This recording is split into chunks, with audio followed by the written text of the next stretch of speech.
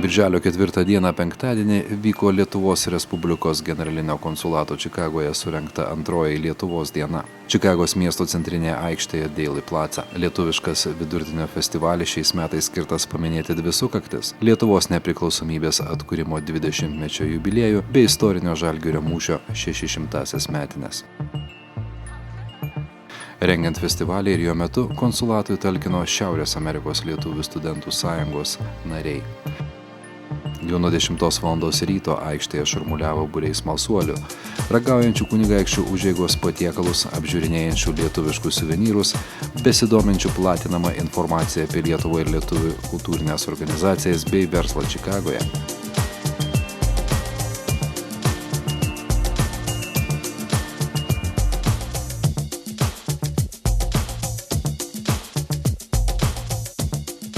Vidurdienį prasidėjo meninė programa, kurios metu pasirodė lietuvių liaudies šokių kolektyvas Suktinis, dainavo vaikų chorai Svajonė bei Vyturys ir jaunoji solistė Agnė Giedraitytė. Lietuvių dienos at Daily Plaza.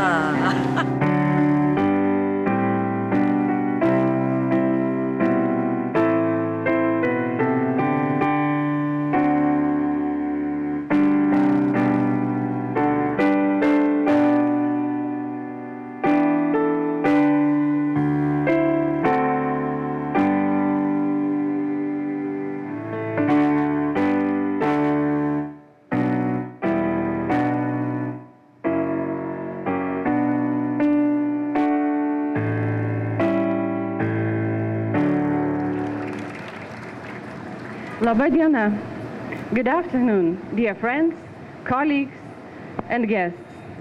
Welcome to the second annual Day of Lithuania in Chicago. Susirinkusius pasveikinusi generalinė konsulė Skaistė Aniulienė džiaugiasi, jog tokia šventė vyksta jau antrus metus iš eilės ir kad jos metu didžiulė Čikagos lietuvių bendruomenė turi galimybę kartu su kitais miestelėnais švęsti svarbes tėvynės sukaktis bei pristatyti savo kultūrą ir verslą.